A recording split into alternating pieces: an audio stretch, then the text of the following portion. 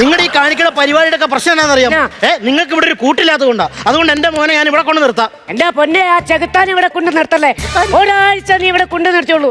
എനിക്ക് ഗ്യാസ് എന്ന് പറഞ്ഞപ്പോ അവൻ എന്റെ അണ്ണാക്കിൽ തിരിയിട്ട് കത്തിച്ച് അപ്പൊ അത് പിന്നെ കുസൃതിയല്ലേ? കുസൃതി. അപ്പുറത്തെ ആ ശീല കൊച്ചും കൂടെ വന്നില്ലാർന്നിങ്ങണ്ടല്ലോ, നമ്മളെ അപ്പാപ്പന്റെ ശവപ്പെട്ടി ആ കല്ലറ ഒന്നോടെ അത് തുറക്കേണ്ടി വന്നേനെ. അന്റെ ശീല എന്തിനാ ഇവിടെ വന്നേ? ഇത്തിരി കല്ലുപ്പ് മേടിക്കാൻ വന്നടാവേ. സ്വന്തമായിട്ടൊരു സൂപ്പർ മാർക്കറ്റ് ഉള്ളവളാ ഇവിടെ വന്ന് കല്ലുപ്പ് മേടിക്കണത്. അപ്പൊ നിങ്ങളുടെ ഈ ഞരമ്പത്തിന് നിങ്ങൾ കുറച്ചാണ് കേട്ടോ. എന്നൊക്കെ പറഞ്ഞാലും ഈ ബെന്നി നിങ്ങളുടെ പേര് മാറ്റാൻ സമ്മതിക്കത്തില്ല. എടാ, ഈ 2-2.5 കൊല്ലായിട്ട് കണ്ണിക്കണ്ട മലമൂട്ടി പോയി കിടന്നിട്ട് ഇപ്പൊ ഞാൻ ഈ പേര് മാറ്റണ സമയത്ത് നിങ്ങൾ കയറി വന്നതിനാ. അപ്പന് കുറച്ച് അധികം വെള്ളം ചെന്നാ ചീഞ്ഞു പോകുവോ? ഇല്ല. വെയിലത്ത് നിന്നോ വാടുവോ? ഏതെങ്കിലും പ്രാണി വന്നോ ആക്രമിക്കോ? ഇല്ല. അങ്ങനെയല്ല, മുണങ്ങി നന്ദ ഇടുക്കി കിടക്കുന്ന ഏലത്തിന്റെ കാര്യം. ഈ ബെന്നി അവിടെ പോയി നിന്നില്ലെങ്കിലേ ഏലം കായ്ക്കത്തില്ല. ഇയാളുടെ ഏലത്തിന്റെ കെട്ടിയോനോ? അതാണോ ഞാൻ പറഞ്ഞത്?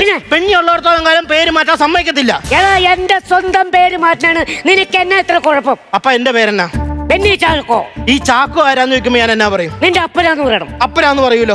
അപ്പനൊരു പുതിയ പേരിട്ട് അതാരാന്ന് ചോദിക്കുമ്പോ ഞാൻ എന്നാ പറയും? നിന്റെ അപ്പനാന്ന് പറയണം. അപ്പൊ നാട്ടുകാരി പറയത്തില്ലേ അപ്പൊ എനിക്ക് 2 തന്ത ഉണ്ടെന്ന്? ചില സമയത്ത് നിന്റെ വർത്താനം കേട്ടാ എനിക്ക് വരെ തോന്നിയിട്ടുണ്ട്. എനിക്ക് 2 അല്ല, അതിൽ കൂടുതൽ തന്തയുണ്ടെന്ന്.